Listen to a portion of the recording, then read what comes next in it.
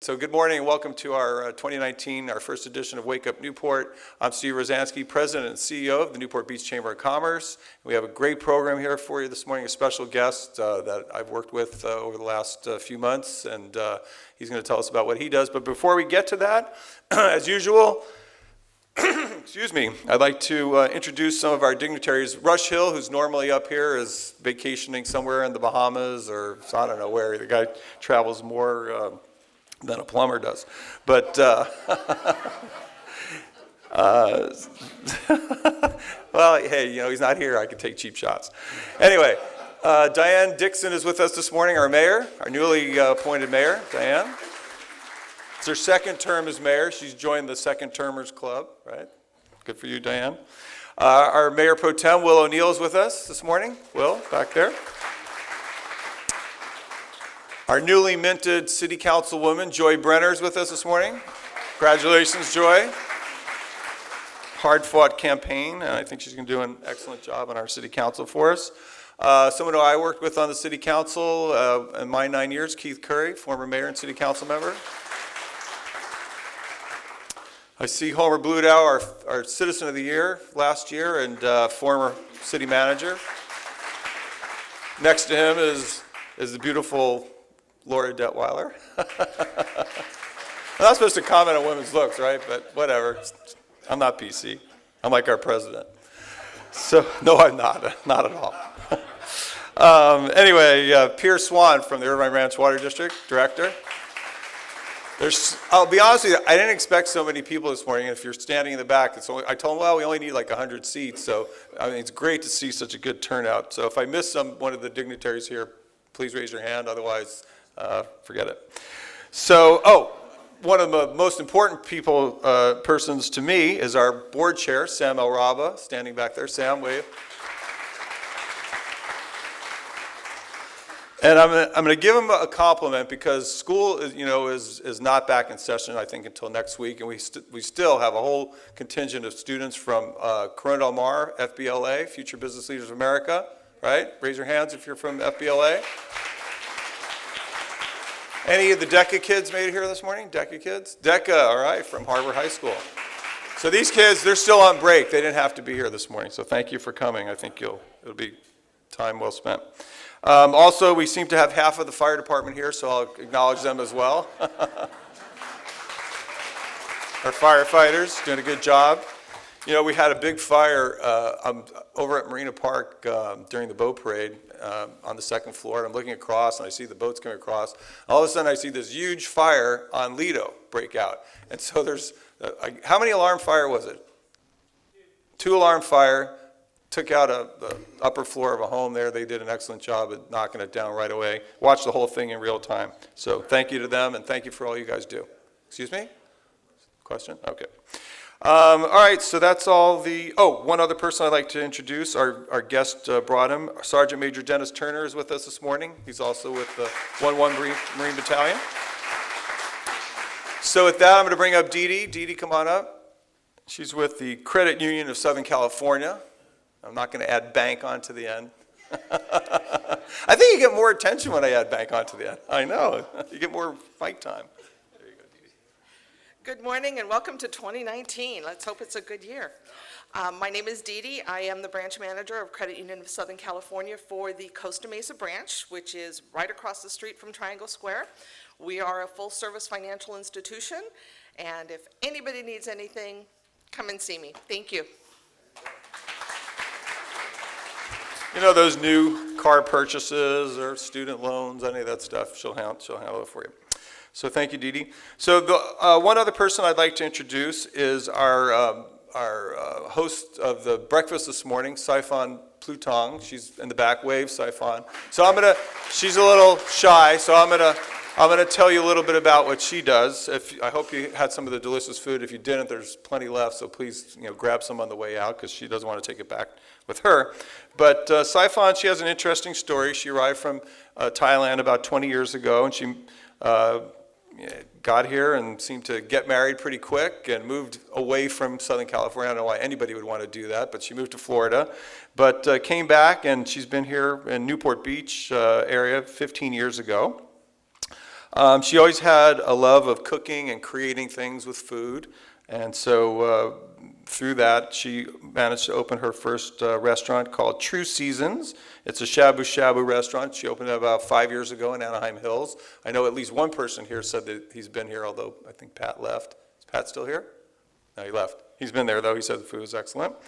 And that's when, so out of that, she thought she was going to make a bigger chain, have five restaurants. The first was going to be here in Newport Beach, but she kind of got redirected. She reversed her course, and she actually reversed her chronic health conditions she had through her cooking methods and different ways of preparing food and combining food. And so she channeled that into her latest passion, which is called the Healing Chef. So at her restaurant, she started out just by, selling the food there, or selling food, but she would close down her restaurant one day a week and train people on how they could live a healthy life through healthy eating. And so from that, her business has grown, and so she's actually is now here in Newport Beach with her catering company, and they do events from anywhere from 5 to 500 people. And she also part of her catering business is in-home direct delivery of meal planning and things like that. So you can have the Healing Chef right at your front door. Certainly, I probably didn't get half of it right, but I'm sure Saifan will be here to tell you a little bit about it after the meeting, so please ask her about it. But the food is delicious, and thank you for bringing that. Okay, so now we're going to get into our speaker here. So Lieutenant Colonel Grayson was born in Fort Walton Beach, Florida, and was raised in various Air Force installations throughout Europe. He graduated from the Piedmont Bible College in 1998 with a degree in theology. Are you going to be a priest or just? No. Going to be what's called a missionary pilot. A missionary pilot. Okay, well, maybe you'll tell us a little bit about. I don't even know what a missionary pilot is. Oh, it says theology missions. Okay, you actually went on other missions, though, as it turns out, which we'll find out about. And he was commissioned in the Marine Corps in April 2001. Lieutenant Colonel Grayson served his first fleet tour at 1st Battalion, 3rd Marines, where he serves as commander of a rifle platoon, weapons platoon, and combined anti-armor platoon. That's a CAAT for those in the know. His deployments include platoon security detachment deployment, a deployment to Okinawa that included 3 months as a ship security detachment commander in the Persian Gulf, and 10 months in a Marine expeditionary unit deployment that included combat operations in Iraq.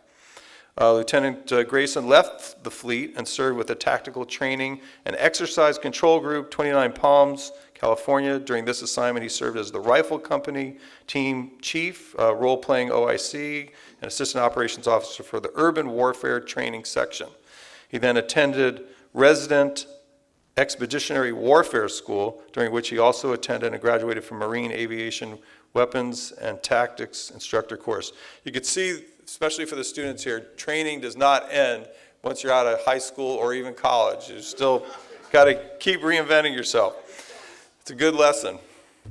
Lieutenant Grayson served his second fleet tour as both a rifle and weapons company commander in the 2nd Battalion, 5th Marines. During this tour, he participated in 2 31st MEU deployments and 1 company deployment to Afghanistan. So he was in Iraq and Afghanistan as a training cadre for Afghan police.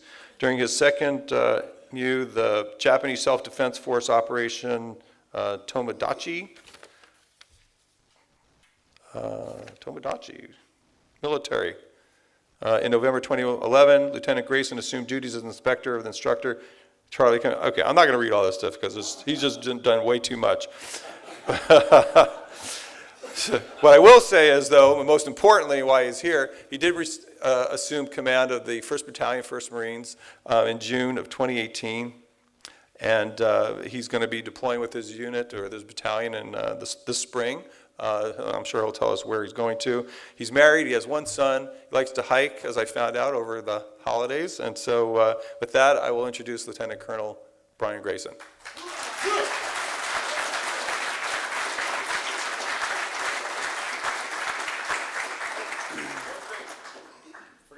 Forgot to mention, Saifan is also the cover girl of our Business Guide magazine, most importantly. Hey, good morning, everyone.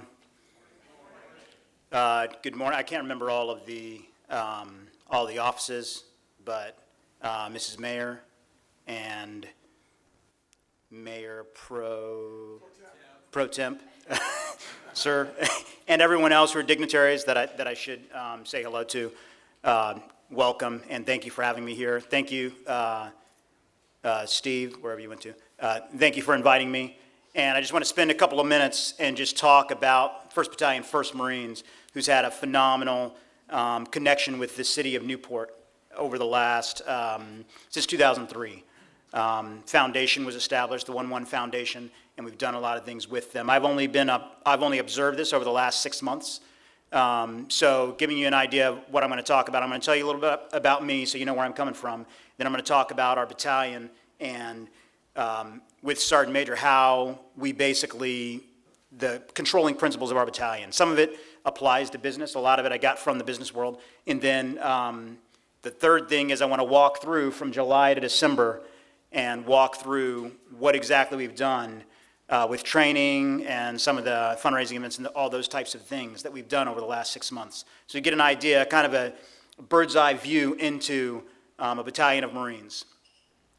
So first off, about myself, the bio that he read, basically my dad was an Air Force Master Sergeant. I grew up we left America when I was 3, and I came back at college at 17. So outside of that, I was in New Mexico for about a year and a half. Outside of that, spent about 4 years in England. The rest of it was in Germany.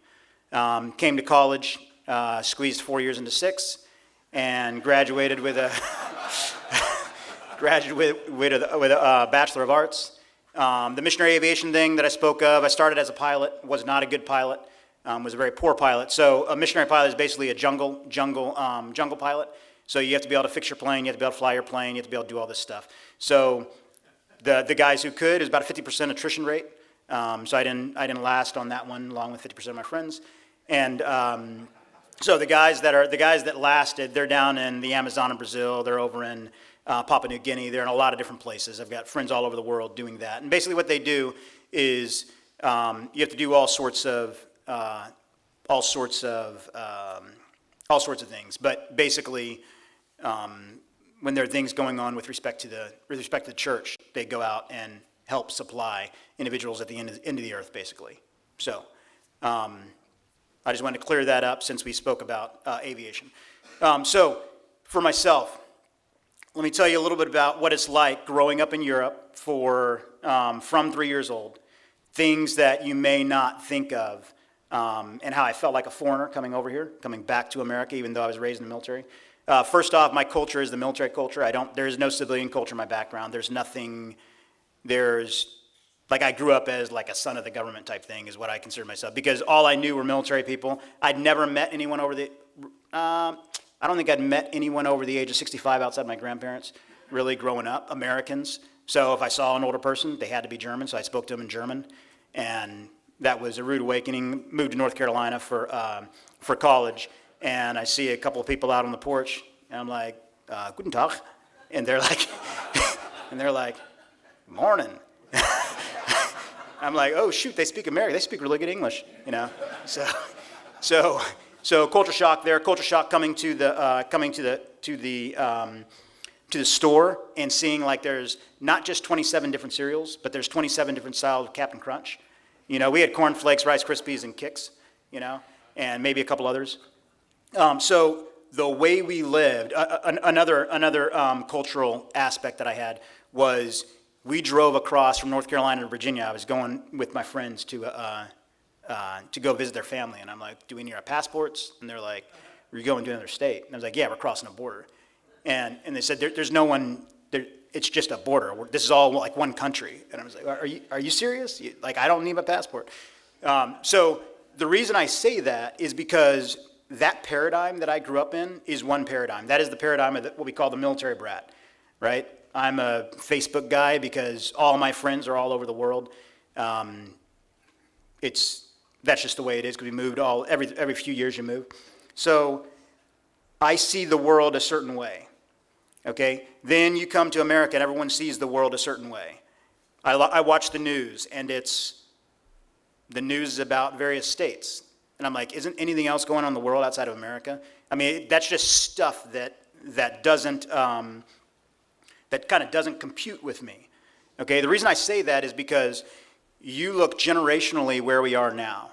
Okay, and this is awesome being in this forum because we have two generations here, right? So you look generationally. I remember back in 1987, 86, 87, my dad worked in what they called computer operations in the Air Force. What computer operations was there were these computers that were about this tall and about that big, and it was a whole computer room, and it had to be cold in the room, and had subfloor. I know most of the people in here probably remember those types of things. And then he told me, they're coming up with this new computer. They're calling it a desktop. And I was like, a desktop? And he's like, yeah, it's going to be able to sit on your desk. And I was like, how in the world is a computer going to fit on your desk?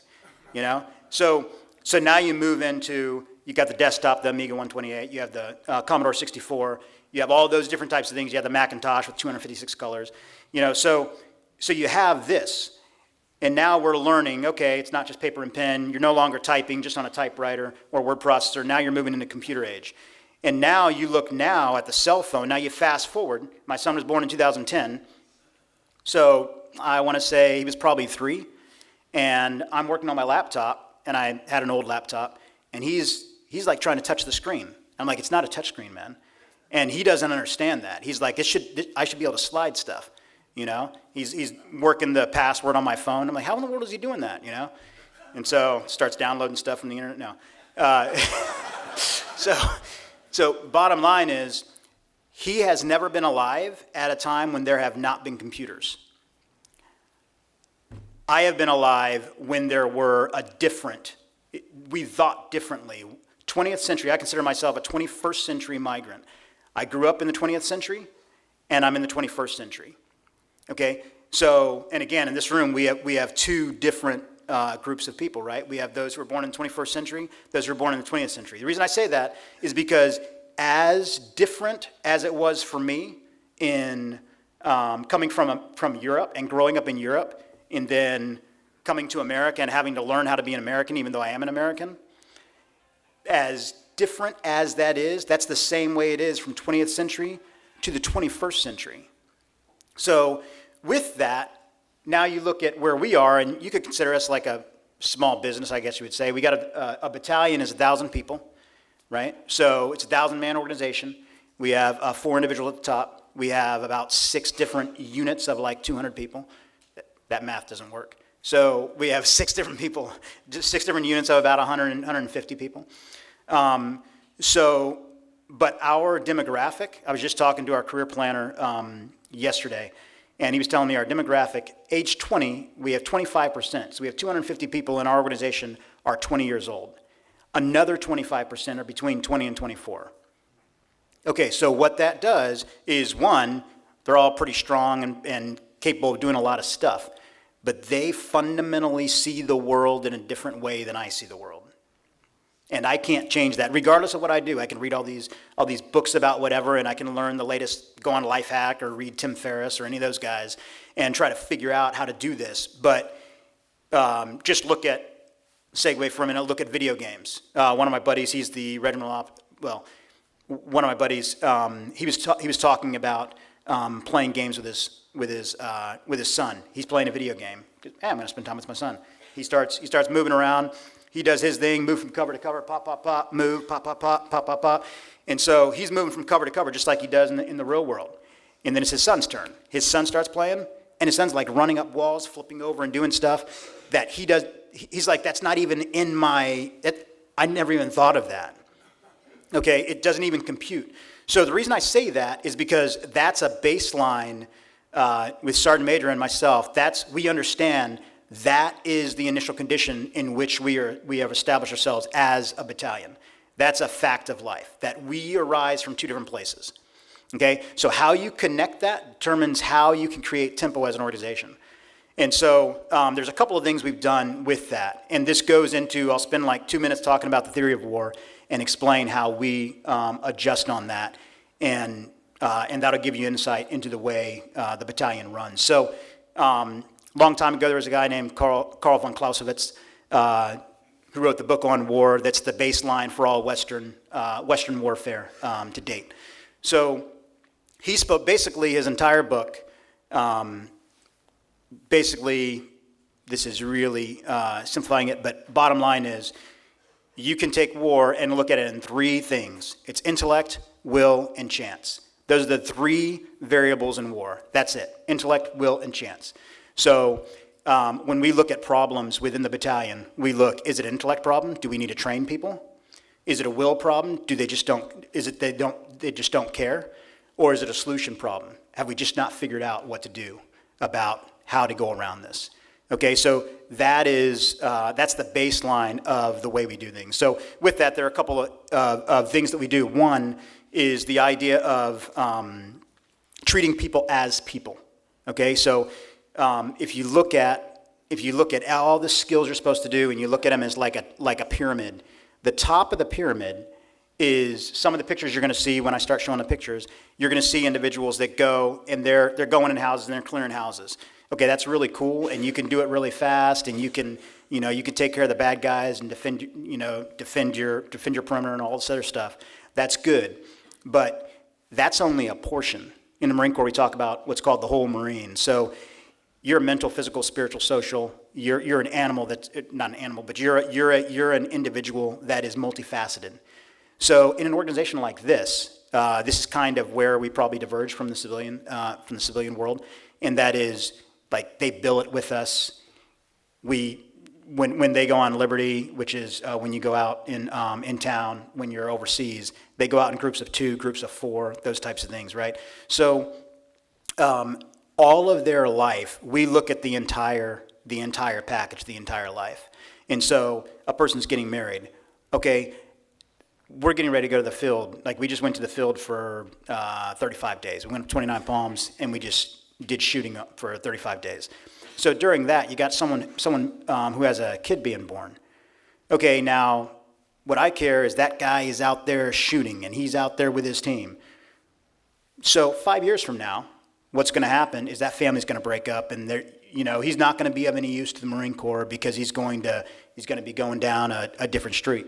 So you invest in the people. You don't just invest in what they can do for you, right? So that's one of our core things that we do is look at the whole person.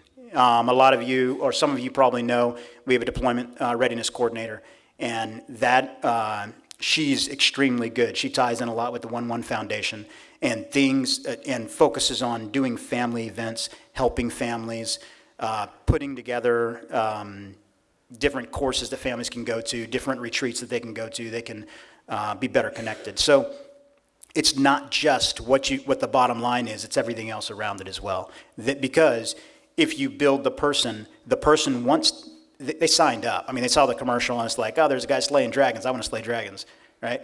So they want to slay dragons, but you have to take care of the rest of it so that they can, right? So that's the first thing. The second thing is a thing called shared consciousness.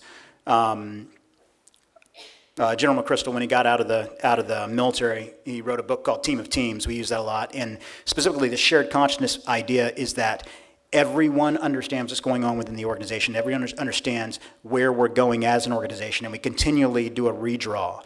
So what we think right now is not necessarily what we're going to think 2 months from now. So we go and we constantly redraw. A way we do that is we have different groups, sort of like this group. We have...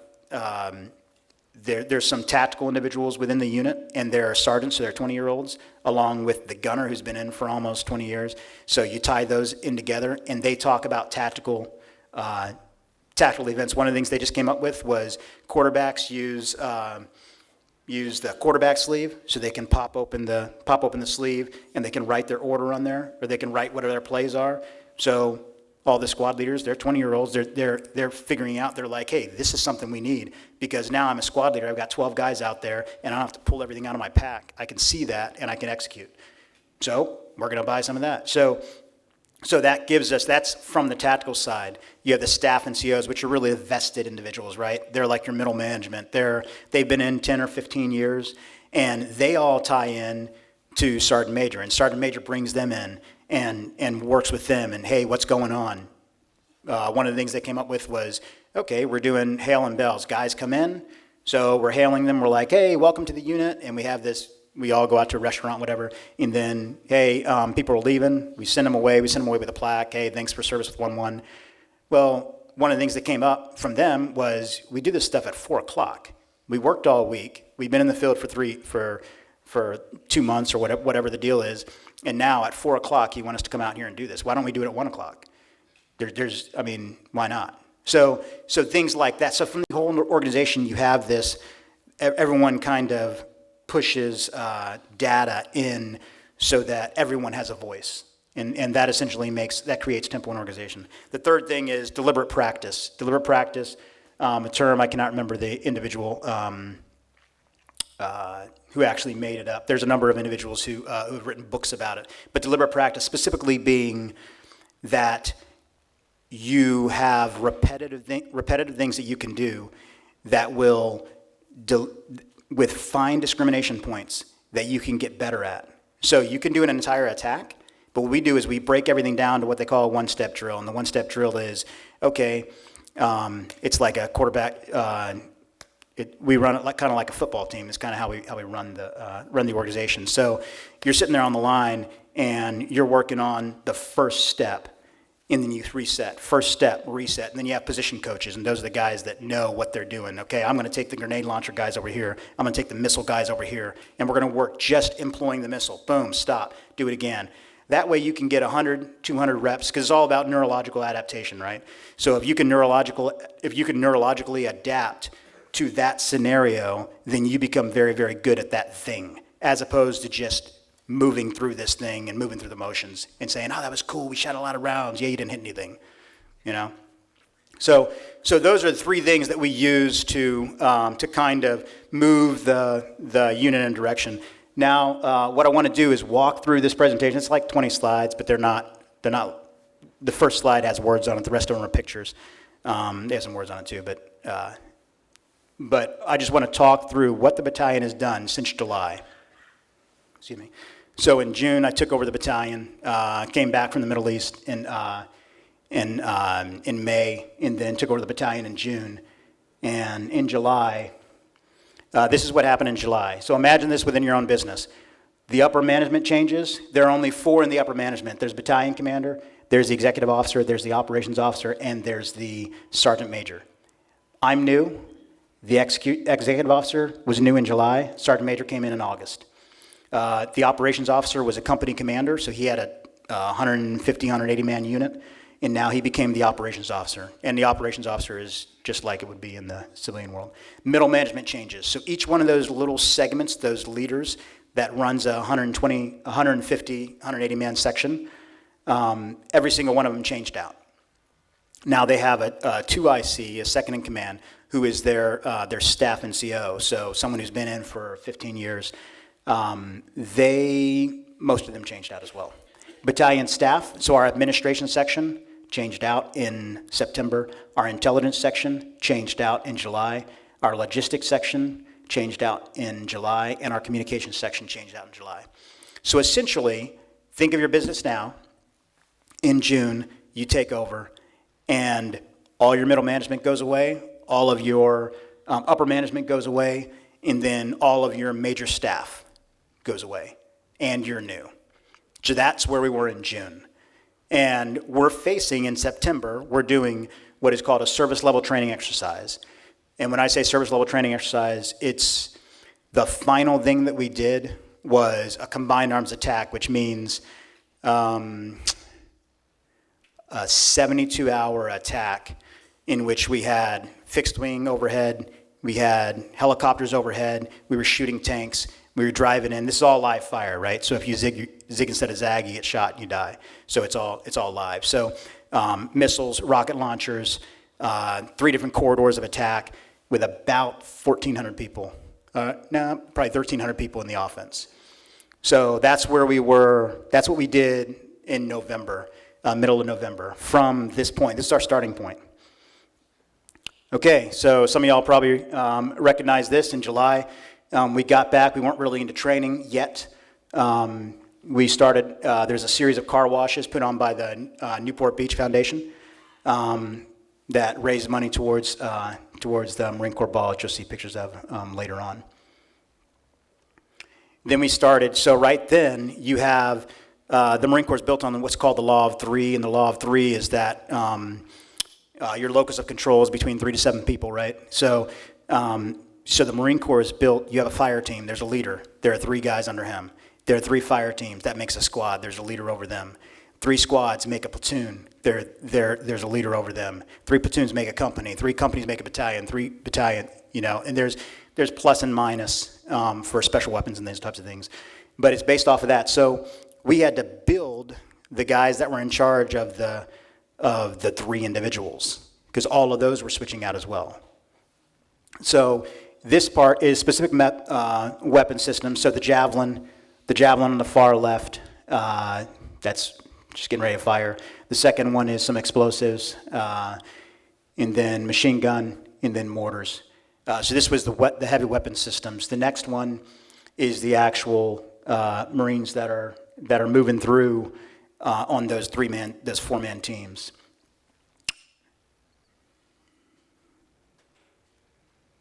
That was July. Now moving to August. In August, we did the Junior Lifeguard Monster Mile. Had some Marines come out. You'll see them on the right. We did this thing called a creek spill. Think of the game of Risk. Basically, you put 2 groups of individuals on the table. This is made by the Prussian Army way back when. We just kind of stole it 100 years later. So you have people on one table, people on another table. You have a director's table in the middle, and they're making decisions. These guys are making decisions. It's double blind. They can't see the board. And then in the middle, you're working out who wins, basically. In the center on here, you see the trophy, which is the helmet. Whoever wins gets a dog tag with their unit put on it. It's kind of bragging rights, and it gets hung by the dog tag. It's car wash. This one is 11 August. This is the final car wash we did over the course of the scenario. If you notice, we have during this car wash, I think you can see on the picture on the far right here, you see, were they police explorers? Police explorers were out there helping us. It was pretty awesome with them tied in with the Marines. It was a pretty good showing. Then we have Bravo Company doing urban operations, military operations on urban terrain. And this particular one is with Sesame. So think paintball. They load up their weapons. You can use your actual weapon, but you put these pellets in there that are like paintball. So kind of pain retains, right? So if you roll through a house and you start getting peppered because you don't have cover, all of a sudden, next time you go in someplace, you're going to feel like, oh, shoot, I better get some cover. So they're doing force on force in a kind of paintball type scenario, but using their regular weapon. Then fire team and squad attacks. So once again, in October, we were doing battalion attacks, combined arms attacks. In August, we were doing four-man assaults. That's where we were. So the amount of training that they've done, the amount of time they spend in the field from August to October has been pretty significant, which is why December kind of became a downturn to kind of give them time back with their families. This is the CAT that Steve was talking about earlier, Combined Anti-Armor Team. They have regular Humvees as well, but we have these new high-speed vehicles you can deploy from helicopters and things. And they were just trying to, the goal was to figure out what these things could do. You have to be careful on how you say that when you have a couple individuals and you're like, hey, just see what the limits of this vehicle are. You've got 2 weeks. So as you can see on the far right, there's some, they were testing the limits. Okay, fire sport exercise. So in here we did 40 fire missions. If you look on the right, that's artillery falling. This is at Camp Pendleton. This is all preparation, because the one thing I didn't say was when we did the combined arms attack, that's also artillery falling right in front of us and then adjusting. So the way we do it is artillery falls, we lift that, and then other stuff comes down. And then you close as close as you can on it without getting shot, and then you lift it so that you have the best opportunity to engage. It's like kicking someone, continuing to kick them until you move to punching distance, and then you can punch them from there. Okay, September we did a battalion field exercise. You notice on the right, on the left, they're talking about scheme maneuver. SOM is scheme maneuver. The middle is machine gun section. So you have machine guns set up on the side. Machine guns are shooting, and the other personnel are maneuvering. On the far right, you have mechanical breach. So basically to breach wire, you can do it explosively, you can do it mechanically. He's working mechanically, which basically takes his little shovel and, he cuts the wire and then takes his little shovel and clears the lane in case there are any mines laid. Okay, this is the other side of this. This is barracks jam we did where we just got a lot of musical instruments, brought it to the barracks, and some individuals came in and got to have a jam session. Interestingly enough, the guy in the center picture in the corner is our chaplain. He's a phenomenal musician. October. So this is the exercise I was talking about. If you look on the top left, you'll see this is a breach. So we're doing night attack. So night attack, everyone's blacked out, everyone's goggled up, right? So there's no lights being shown. And it's full on an entire 40-man, so a platoon, 40 individuals with machine guns shooting over top of you. So you can see the tracers going on top of you. So they're shooting on top of you, you're running under that, and then you have to do an explosive breach. So you set it, you move back, explode it, and then you go through. You use what they call a Bangalore torpedo. Once you get through, then you go into the offense and you clear trenches at night under goggled up with guys shooting here and you're moving. Guys are shooting here and you're moving. So what I was talking about, the one-step drills is individuals shooting here and you're moving. The issue is this seam right here, right? This is where you're going to get shot. So individuals are shooting, you're moving. This angle right here, if you can gauge that angle, that's the thing that matters. It doesn't matter everything else that you do. So we break all that down for deliberate practice and we do this 1,000 times. And then once you get it, you're like, okay, now I got it. Now you can go back and do the entire thing. So that's the best way to use your time. So then, let's see. The center, we just blew a huge breach, and that cloud of smoke that's all from explosive breach. And then they're moving into the offense. Machine guns up top, and then squad move into support by fire. Okay, then we went into the urban, and the urban was a 3-day attack. There was non-fire, and then there was a couple of single-day attacks. So this one over on the top left, that was a non-fire attack. They were just overwatching us with machine guns. And then see-wire obstacles down the bottom left. In the center, you see 81 millimeters, and you see mortars impacting. That's all live fire. So live fire mount, clearing houses, live fire. We only did that during the daytime at this point. And then CASEVAC, that's not an actual casualty, that's just working on it. So these guys are rolling with their kit. Their total kit weighs 45 pounds with their flak jackets and everything. So without a pack or anything. So 45 pounds, and then some guys were just doing fireman's carries, some guys were doing this, depending on where the individual was hurt. November, so now November, it's all fun and games now. So November, as many reps as possible, 10 Marines per unit, 10 minutes. You can do as many as you want. Do you remember what the total was? Yeah, one team did 300. 4x400 relay race, boots and utes. Down in the middle, the bottom middle, this is Sergeant Major's idea. It was a kind of a sick joke. You sprint down, you stick your head on a bat, and then spin around in circles like 10 times, and then run back, and everyone laughs as you... It's pretty funny. Okay, you have plank position, hold plank position as long as possible. That got kind of boring. And then tug of war, which was all sorts of arguments with respect to, well, the ground over there is slippery, the ground over here is hard, you know. So the guys who actually won, which is in the top middle, weapons company, they're like, okay, we'll switch sides. They switch sides and they won again. They're like, so what is it? It's not the ground. And here's the Marine Corps birthday ball. If you notice in the top right, it's hard to see, but you have these, we had people from every generation, which is essentially individuals shown every generation that were of war fighters. So using the uniforms from that generation. If you go back from that one to the left of that, you have the POW MIA table we put at every ball, and that's to remember those who are not with us. And then you have the color guard, and then over to the left, everyone's marching in. Down the bottom left, you have those who have fallen, remembering the fallen, and then you have just a couple other pictures. So hopefully that gives you kind of a nutshell, kind of a whole picture of the battalion. So we're just one group of 1,000 Marines. But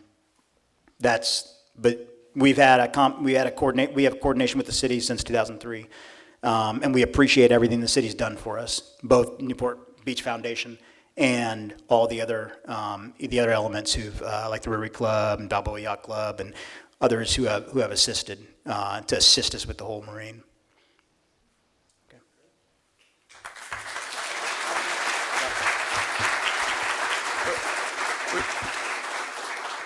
We probably have time for a couple quick questions. Anybody have a quick question? Back there, Craig? Repeat the question. So how many battalions are there at the base? So we have 2 regiments, and each regiment has a battalion each. So, well, actually, each regiment has 4 battalions each, so about 8 battalions. Anybody else? Quickly? Stan?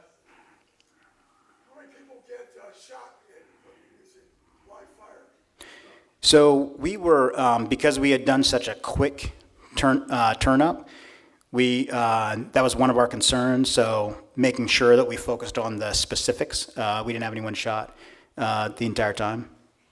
So, I mean, it happens from time to time, but there's, that again is the one-step drill. What we do is we look at what is the biggest point of friction, and then we staff it with an individual. So, squad leader, where should you be? You should be either where you can best create tempo for the enemy, against the enemy, or best where you can internally supervise the most dangerous part for your unit.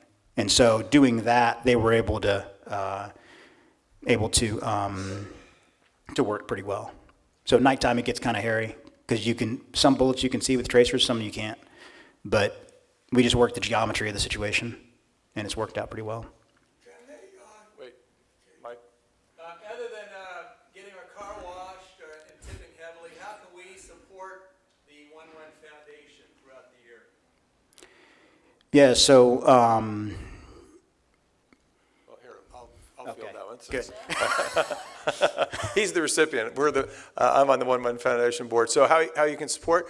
We fundraise all year long, and we provide funds for. And I should have mentioned this up front. So the One Man Foundation is a group that was created here in the city of Newport Beach. I think it was in 2004.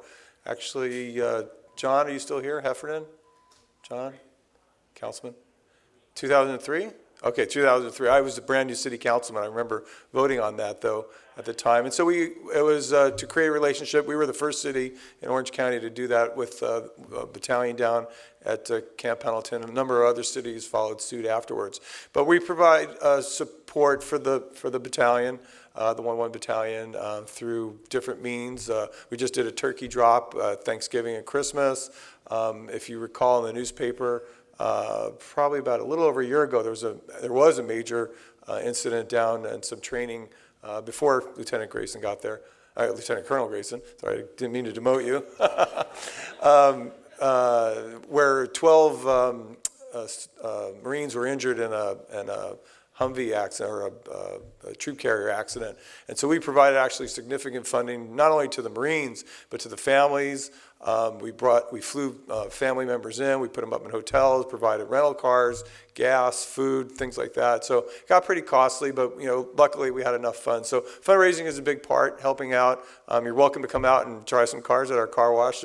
Sometimes we run short of a few Marines are out on maneuvers and things like that. But if you're interested in that, certainly Mike or anybody else, you can contact me or some of the other, if you're here with the Marine 1-1 Foundation, just quickly raise your hand. So you can approach those people and ask them how they can get involved as well. So you can see, and it's actually a partnership between not only it's the city, the chamber was actually a founding member, and I'm blanking on who's the third founding member organization. It's like the triumvirate, the city, the American Legion, that's it. American Legion, the city, and the chamber were the founding organizations of the 1-1 Foundation. Is there an annual dinner, too? We used to do the mess night, but we haven't done one in a long time, but we probably need to maybe do that sooner or later. Maybe when you get back. Yeah, maybe when we get back. Yeah, it's a little too they're leaving sometime in the spring, but maybe when they get back in the fall or early winter, will be something we'll do. Any other questions? Pam, you already have one, Stan. Why would all that management change at one time? Yes, so the question is, why would all the management change at the same time? So there are a number of reasons across the Marine Corps for schools get out in the summer, so they change out company commanders in the summer.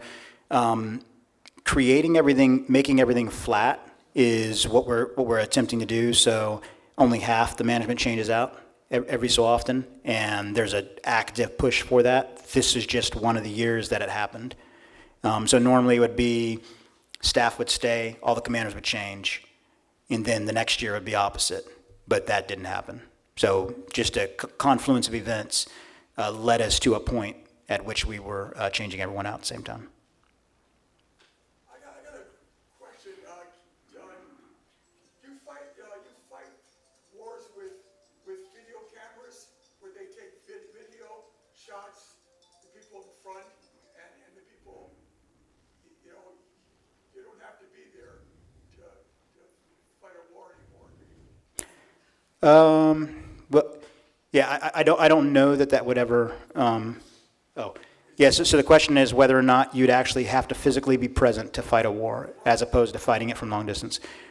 So regardless, one of the principles of the Marine Corps is you have to hold the ground, or you don't own it. So at some point, someone's going to have to go to a certain place. Now, how that goes to the 20th century mind and 21st century mind, there are some nuances to that, to how we can move it in the 21st century, that obviously all forces are moving towards, but yeah, I can't speak specifically to how that works. Yes, sir. Okay, well, I think we're running a little bit behind, so hopefully Lieutenant Colonel Grayson will stick around for asking any more last-minute questions. Thank you all for coming. Just a quick reminder, next month our guest speaker is Grace Leong, our new city manager, and Diane, I think you've committed to, hang on, Stan. And Diane, you've committed to March, so we look forward to seeing you there. Thank you all for coming, and have a great week.